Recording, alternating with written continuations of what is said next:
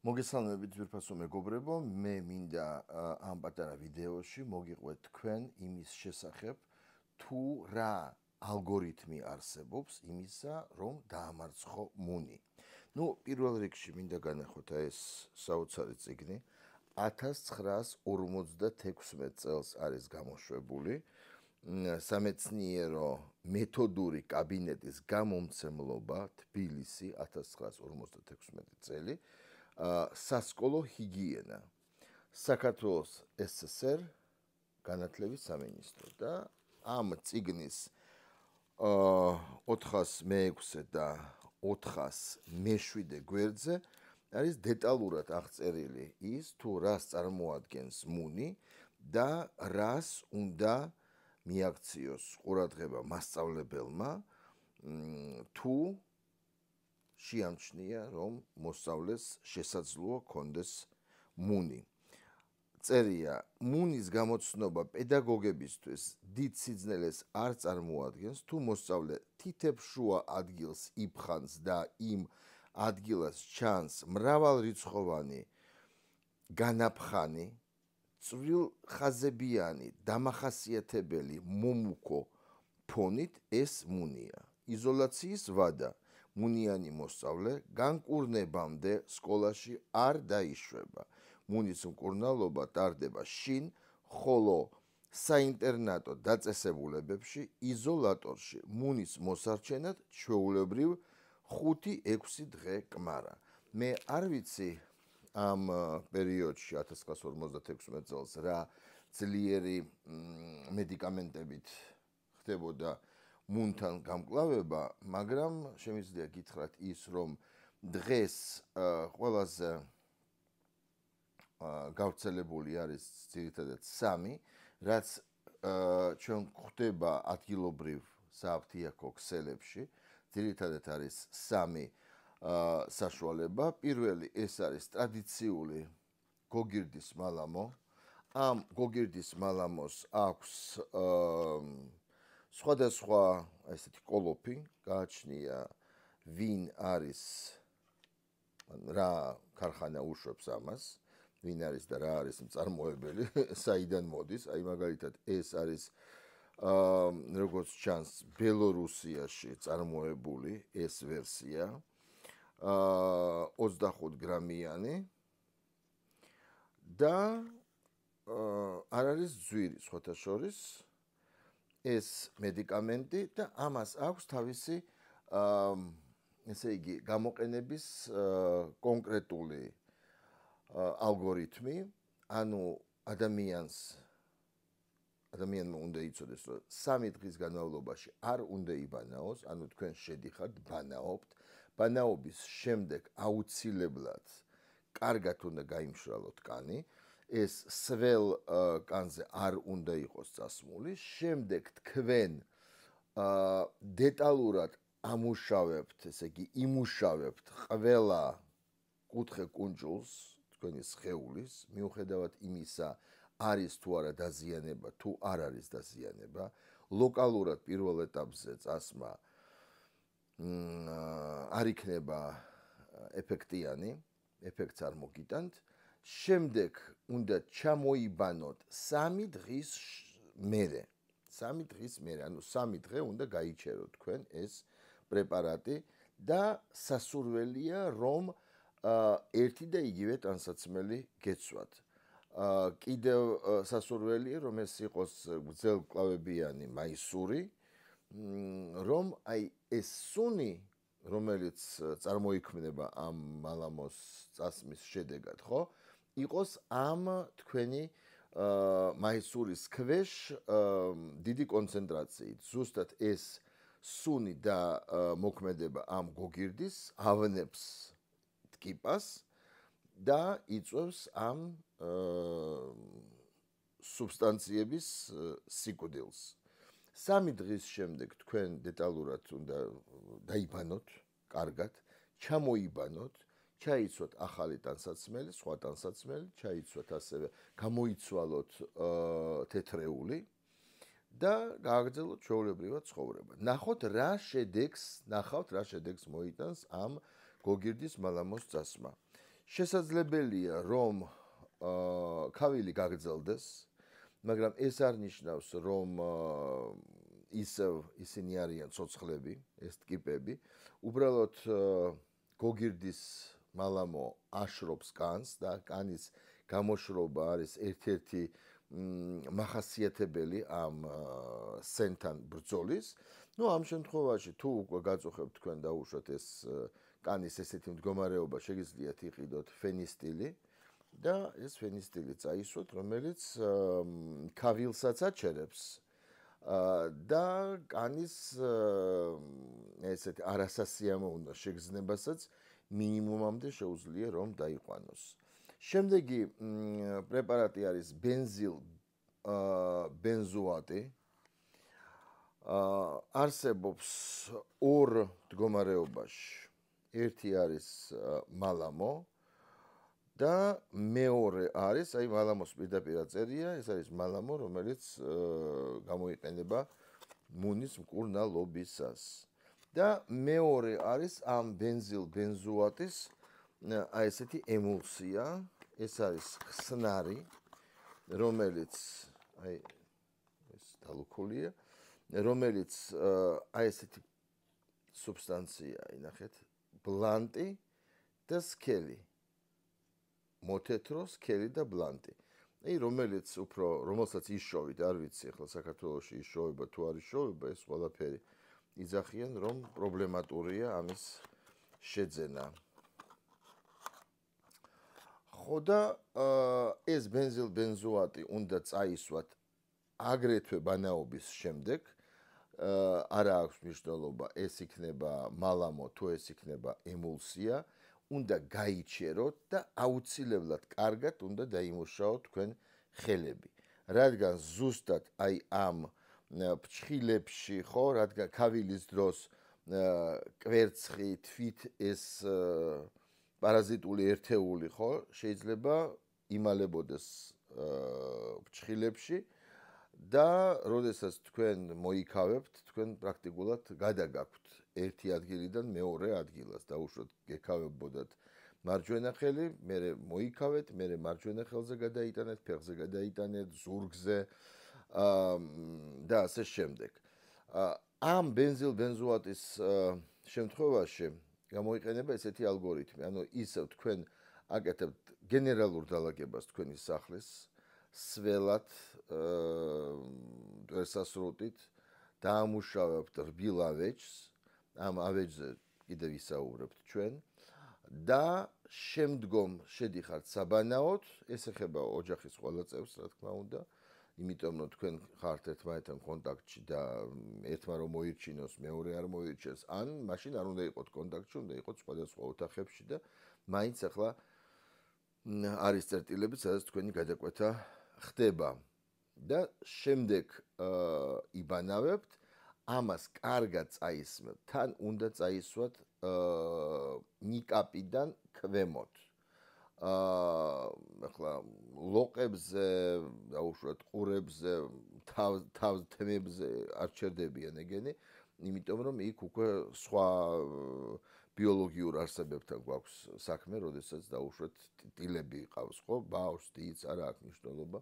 რატომღაც ბავშვებზე აიღეს სწორება ჩვენმა დერმატოლოგებმა, მე ვნახე ძალიან ბევრი გადაცემა, რაც გავიდა ეთერში საერთოდ ამ თემაზე. ეს იყო, ნუ, ახლა არხებს რა თქმა უნდა არ ჩამოვთვლი, დილის ეთერები, დღის ეთერები, საინფორმაციო გამოშვებაში, საღამოს ეთერში, ყველაფერი თქვა, გარდა იმისა, რა უნდა გააკეთოს პაციენტმა. ალბათ იმისთვის, რომ მაინც და მაინც მივიდნენ დერმატოლოგთან, მეც გირჩევთ, რომ თქვენ მიხვიდეთ დერმატოლოგთან, რადგან მე არ ვარ ექიმი, მე ვარ მათემატიკოსი, ვარ ჟურნალისტი, ვარ მეცნიერი და აქედან გამომდინარე მე თქვენ ვერ მოგცემთ ზუსტ რჩევას, რა უნდა გააკეთოთ თქვენ, მაგრამ ეხლა როგორც ადამიანი, რომელიც არ ცხოვრობს ვაკუუმში, ხო და რაღაცას კითხულობს და რაღაცის შესახებ აქვს წარმოდგენა, რა თქმა უნდა, მე შემიძლია აი ესეთი მეგობრული კონსულტაცია გაგიწიოთ, მიუხედავად იმისა, რომ ეს არ არის აბსოლუტურად ჩემი სპეციფიკა, ამიტომაც ჩვენ უბრალოდ ვსაუბრობთ როგორც მეგობრები, რადგან თქვენ ხართ ახლა ჩემი აუდიტორია და მე მიყურებთ ეკრანზე და თქვენ ეს თემა თუ გაინტერესებთ, შეგიძლიათ რა თქმა უნდა გააგრძელოთ ამის ყურება, მაგრამ საბოლოო ინსტანცია, ხო, როგორც აი სასამართლო ინსტანცია არის საბოლოო და სააპელაციო სასამართლოს გადაწყვეტილება უკვე აღარ გასაჩივრდება ხოლმე, ხო? ნუ აი საბოლოო ინსტანცია უკვე არის დერმატოლოგი, სადაც უნდა მიხვიდეთ, ჩაეწეროთ, გადაიხადოთ კონსულტაციის ფული, რომელიც ალბათ შეადგენს 90 და მეტ ლარს. ალბათ ეს არის მიზეზი, რომ ექიმები არ იძახიან რა უნდა გააკეთო, ხო? მე ასე ვფიქრობ, იმიტომ რომ შეიძლებოდა დაუშვათ აი გამოსვლა რომელიმე ეთერში და იმის თქმა რომ აი მეგობრებო ჩვენ როგორც გვასწავლიდნენ ხელების დაბანას და ნიღბის ტარებას კოვიდის დროს, ხო? შეიძლებოდა ხო დაუშვათ აი აფთიაქში შემოტანილია ამა და ამ რაოდენობით ნებისმიერი მედიკამენტი შეგიძლიათ თქვენ შეიძინოთ, აი ასე და ასე კომპიუტერული გრაფიკით შეეძლოთ რომ დაეხატათ ეს ყველაფერი დაეხაზათ, მაგრამ ეს სამწუხაროდ არ გაკეთდა. მეც დიდ დროს აღარ წაგართმევთ და ეს არის მესამე საშუალება, ეს არის პერმეტრინის მალამო. თან შეიცავს ბაქტერიციდს, რომელიც ამსუბუქებს ამ კანის რეაქციას ამ მედიკამენტზე, პრაქტიკულად თქვენ ამის წასმისას, მედიკამენტების წასმისას აზიანებთ კანსაც, მაგრამ სხვა გამოსავალი ამ შემთხვევაში არ გაქვთ, რადგან თქვენ უნდა წაისვათ ეს ქიმიკატი, რომელიც ზეგავლენას მოახდენს ამ ტკიპაზე და გამოიწვევს ამ პოპულაციის, რომელიც თქვენშია, კანქვეშ არის, ამ პოპულაციის გარდაცვალებას შესაბამისად, განადგურებას. სხვა გამოსავალი არ არის. კიდევ ერთხელ მინდა შეგახსენოთ, რომ თქვენ გექნებათ, რა თქმა უნდა, ნეგატიური რეაქცია ამ ყველაფერზე, კანის ქავილით, კივილი, ნუ აი ყურადღება არ უნდა მიაქციოთ თქვენ ამ ყველაფერს, სხვა გამოსავალი არ აქვს. კიდე არსებობს აი ესეთი შამპუნი, ეს არის პედიკულენ, აი ესე ქვია ამ შამპუნს და ნუ ეს ძირითადად არის განკუთვნილი პატარებისთვის არის განკუთვნილი ეს პედიკულენი და შეგიძლიათ წაუსვათ ბავშვებს, მაგრამ ეს უფრო ისევ გეუბნებით, რომ არის ტილებზე მოქმედი ეს პედიკულენი და არა ამ ტკიპაზე. თმის ტილი სხვა არის და ეს ტკიპა არის აბსოლუტურად სხვა. ესენი ერთმანეთში არ მეგობრობენ, უბრალოდ, ნუ, ბაღლინჯოა რა. შეგვიძლია ესე მარტივად ვთქვათ. და კიდე ეს არის პანტენოლი, რომელსაც თქვენ და ჩვენ ხმარობთ, როდესაც აი დაუშვათ ზღვაზე მივდივართ, იმისათვის რომ არ მივიღო დამწვრობა, ხო, აი ვერს უყვარს ამის აი ეს წასმა. ხო, ამ პანტენოლის და მე ესე შეზელვა აი ამ პანტენოლის, როდესაც უკვე ჩამოიბანთ თქვენ აი ამ საშუალებას, ხო? ამ 3 დღის მერე, ან 1 დღის მერე, ესე იგი პერმეტრინი და ბენზოატი, ეს არის 12 საათიანი მოქმედების პრეპარატი. ოღონდ 3 დღის განმავლობაში ზედიზედ უნდა გამოიყენოთ თქვენ ეს პერმეტრინი და ბენზოატი, ანუ შეგიძლიათ საღამოს ჩაიტაროთ ეს პროცედურა, დილას იბანაოთ, წახვიდეთ სამსახურში, თქვენი საქმე გააკეთოთ და მერე უკვე საღამოს იგივე გაიმეოროთ 3 დღე და მერე უკვე ნახავთ შედეგს, რა ქნეს ამ ტკიპებმა, გადარჩნენ თუ მოკვდნენ. თუ ერთი მაინც გადარჩა, ის გააგრძელებს თავის საქმიანობას, ისევ დადებს კვერცხებს და მას შეუძლია დადოს ძალიან ბევრი კვერცხი, არ არის შეზღუდული რაოდენობაში. და ისევ ეს ყველაფერი გაგრძელდება. თუ ოჯახში ხართ ბევრი, რა თქმა უნდა, ყველა ნუ თუ ერთი ადამიანი ის ჩაიტარებს, თუ ბევრი ხართ, ყველა უნდა ჩაიტაროს. არ არის აუცილებელი მარტო ბავშვებზე გადაბრალება, ეს არ არის მარტო ბავშვების გავრცელებული, როგორც მაშინ კოვიდის დროს ეძებდა ყველა იმ ღამურას, რომლისგანაც გავრცელდა. სინამდვილეში ეს უკვე დიდი ხანია არსებობს ეს მუნი საქართველოში. არც გუშინ და არც გუშინ წინ არ შემოსულა, არც იმას დავაბრალებთ, რომ შემოიტანეს ინდოელებმა, პაკისტანელებმა, აქ ადგილობრივ ბაზარზე ქართული ეროვნული ტკიპაც ძალიან კარგად გრძნობს თავს და არ არის აუცილებელი. მე ახლა არ გამოვრიცხავ, ახლა ისინი რომ არ ბანაობენ და დაუშვათ როგორც იძახიან ტრანსპორტში ცუდი სუნია და იქ სადაც შედია შეუძლებელია ის სუნთქო მე არ ვიცი მაგრამ მოდით შევთანხმდეთ რომ არც პაკისტანელები არ იყვნენ არც ინდოეთიდან ჩამოსული სტუდენტები როდესაც ჩვენთან ტრანსპორტში არასასიამოვნო სუნი იდგა და მეტროშიც, სამარშრუტო ტაქსშიც, ავტობუსშიც, მაგრამ კიდევ ისიც უნდა აღინიშნოს, რომ ეს არ არის დამოკიდებული სიბინძურეზე. შეიძლება ყოველდღე იბანაო და მაინც შენ რაღაცნაირად მიიღო ეს ბონუსად, საჩუქრად, რბილი ავეჯი, ხო, გადასარევად ჩაჯდება იმ რბილ ავეჯში და იქ დაელოდება შემდეგს რბილი სავარძელი ტაქსებში.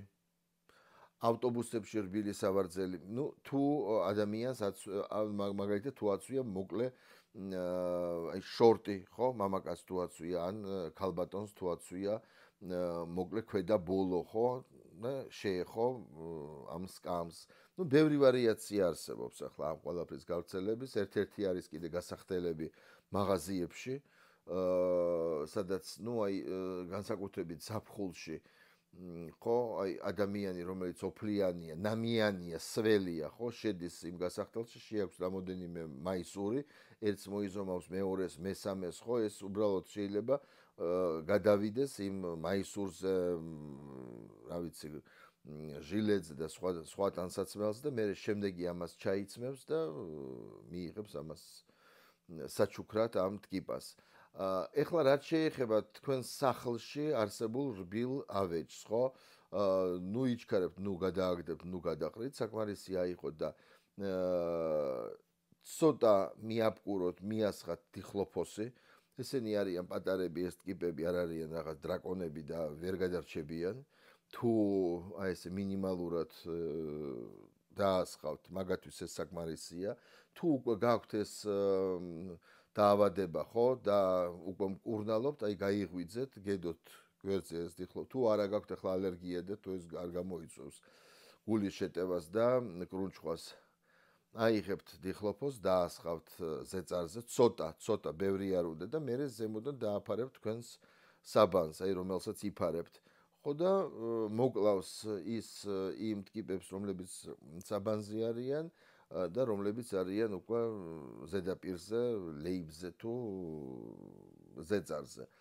ბევრი არ არის საჭირო, ისინი არიან ბუზზე, კოღოზე, ფაროსანაზე, გაცილებით უფრო სუსტები, ვერ ციტანენ ახლა დიდ ქიმიკატებს და ადვილად დაამარცხებთ ამას, უბრალოდ ამას სჭირდება ესეთი მიზანმიმართული ბრძოლა. თუ ესე იგი პირველი 3 დღე ამ გოგირდის მალამოს არ აღმოჩნდა თქვენთვის ეფექტიანი, მაშინ თქვენ 10 დღის შემდეგ გაიმეორებთ, იმიტომ რომ 10 დღე არის აი ეს ციკლი, როდესაც თქვენ დაინახავთ ის კვერცხები გადარჩნენ თუ არა და გამრავლდა თუ არა ეს პარაზიტი თქვენში. ახალი ნაკაწრები გაჩნდა თუ არა, ნაჩვრეტები, ანუ როგორც სამედიცინო ლიტერატურაში წერია, მას ჭირდება შესასვლელი და გამოსასვლელი. აი ესე უწერიათ, ხოთ, ვიხათ, ანუ ეს შედის, იქ დებს კვერცხებს, მერე გამოდის და გვერდ არის ეს 2, 3 ან 4 წერტილი. თუ ახალი კერები არ გაჩნდა, ახალი წერტილები, ესე იგი ყველაფერი კარგად არის და ეს პროცედურა აღმოჩნდა თქვენთვის ძალიან ეფექტიანი. თუ არა და მეორედ იგივეს აკეთებ, როგორც აი დღიურში რო წერდით, იგივე, ხო, იგივეს გააკეთებ. ესე იგი კიდევ ერთხელ მოდით გავიმეოროთ, ხო? ესე იგი ეს არის პერმეტრინი, ესეთი სუბსტანცია არის კრემის სახით. ეს უნდა შეიზილოთ 12 საათით, ნუ თუ 24 საათი გაიჩერებთ, არსად არახარ სასასვლელები არაფერი არ მოხდება აბსოლუტურად. ბენზილბენზოატის ემულსია მაზის სახით და კიდე არსებობს ეს ბენზილბენზოატი სითხის სახით, ესეთი სქელი და ბლანტი თეთრი სითხეა, რომელიც უნდა შეიზილოთ და კლასიკა, ეს არის ესე იგი გოგირდის მალამო, რომელიც ნუ აი არის ისეთი რომ 3 დღე უნდა გქონდეთ ეს წასმული. ნუ ინერვიულებთ იმაზე რომ ტანსაცმელი გადასაგდები გაგიხდება, თქვენი საყვარელი რაღაც შარვალი, ზედა, არაფერი არ გადაყაროთ, არაფერი არ გადააგდოთ, არც რაღაც 90 და რაღაც მარტენის ღუმელში ნუ შეაგდებთ, იმიტომ რომ გაფუჭდება ეს ტანსაცმელი და თქვენ განიკურნებით და ტანსაცმელი აღარ გექნება თქვენი საყვარელი. ამისათვის თქვენ ელემენტარულად უნდა აიღოთ ცელოფნის დიდი პარკი, აი ნაგვის პარკები რომ არის, ჩაასხით, შეასხით ეს დიხლოფოსი და ჩადეთ ეს თქვენი ტანსაცმელი ამ პარკში, ამ პარკებში გააჩნია ახლა რამდენი დაგჭირდებათ. რასაც თქვენ არ ხმარობდით და არ გეცვათ იმ პერიოდში, თავი გაანებეთ, არ გააფუჭოთ ახლა მთელი თქვენი გარდერობი. ხო და მერე აიღებთ და ერთი კვირით ხელი აღარ ახლოთ ამ პარკს. ერთი კვირა გავიდა მზეზე აუცილებლად, მზიანი ამინდებია, ახლა კარგი ამინდებია ჩვენთან შეგიძლია, ნუ ჰაერზე, ხო, ყოველ შემთხვევაში. გააჩერეთ ცოტა ხანი, რამოდენიმე საათი და მერე უკვე შეგიძლიათ გარეცხოთ ნორმალურ ადამიანურ ტემპერატურაზე, არ ჭირდება ამას მარტენის ღუმელის, აი რუსთავის მეტალურგიული ქარხნის ტემპერატურა ამ ყველაფერს აბსოლუტურად არ სჭირდება. და მერე უკვე იმას ისავთ გაუთავებთ იმ ტემპერატურაზე, რა ტემპერატურის ნიშანი ახატია ამ ყველაფერს, ხო, ტანსაცმელს ხო აქვს, ახლა დახატული რომ ცხელით შეიძლება ცხელი უთოთი, არ შეიძლება ცხელი უთოთი. ანუ თქვენ ეს ყველაფერი იცით და მერე გააგზავნებთ ჩვეულებრივად ცხოვრებას. ეს არ არის ტრაგედია, ეს არ არის დაავადება. ხო, უბრალოდ, ნუ ესეთი ის ალერგიაზე მსუბუქია, ხო, ალერგიას ახლა ვერ გაექცევი, ხო, ყოველ წელს რაღაცა ყვავის, რაზეცაც ჩვენ გვაქვს ნეგატიური რეაქცია, ხო, ხველა ან რაღაც სუნთქვის გართულება. ამ შემთხვევაში არაფერი გართულება არ არის.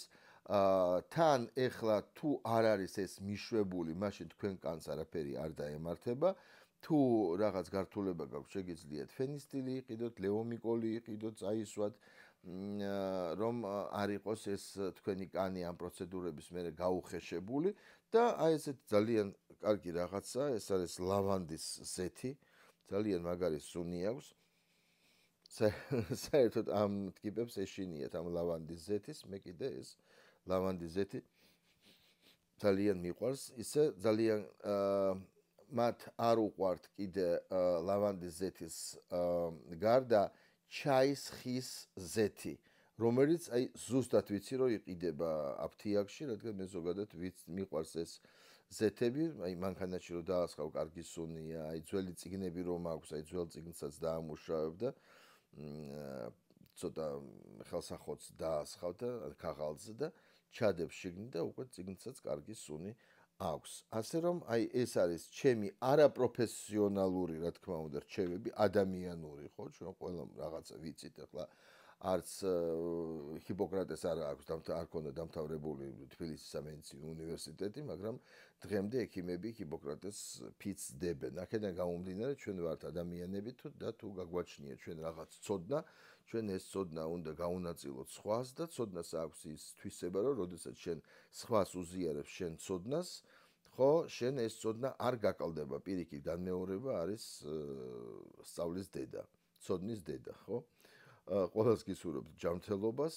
უბრალოდ მე ჩაგიწერეთ ეს ვიდეო იმის გამო, რომ აი გაუბრაზდი ამ ექიმებზე, რომლებიც გამოდიოდნენ შაბათს, კვირას, წინა კვირის განმავლობაში, ყვებოდნენ იმის შესახებ, თუ აი რატომ არიან ბავშვები რისკ ჯგუფში და საბავშვო ბაღში ის უნდა მოხდეს, იმაში ეს უნდა მოხდეს და შენ კაიდად მამიშვილო თქვი რა, ერთი ყუთი წამოიღე სტუდიაში და ანახე მაყურებელს რა უნდა მოიმოქმედოს და ნუ დაელოდები, სანამ რიგი დაგიდგება შენ ხო ხედავ ექსტრემალური სიტუაცია. შენ ახლა თუ დამალავ ამ სიტუაციას, ამ მას რჩევებს, ნუ ხო ყველა მიცის, ხო თუ ოდნავ ადამიანი არის განათლებული და თუ ოდნავ შეუძლია დაგუგლოს, რაღაცაში გაერკვიოს და რაღაცა იცის, მაშინ ამ შემთხვევაში რა თქმა უნდა, ყველაფერში გაერკვევა. ახლა მე ბავშვობიდან ვარ აი ამ სააფთიაქო ამბებში, რადგან ოჯახში მყავდნენ ექიმებიც, პროვიზორებიც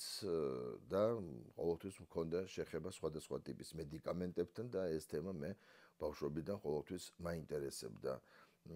ვინც მე მიცნობს, ამას დაადასტურებს, რომ ყოველთვის დავდივარ რაღაც ნოშბით, ვალიდოლით, ანალგინით და ვისაც სჭირდება ეს წამლები ესე ვარიგებ. ახლა იმით პერმეტრინით და იმით ვერ ვივლი, ხო? და ხალხს ძალით ვერ წაუსმებ, რომ დაამარცხონ თავიანთი ბაღლინჯოები. კარგად ბრძანდებოდეთ მომავალ შეხვედრამდე.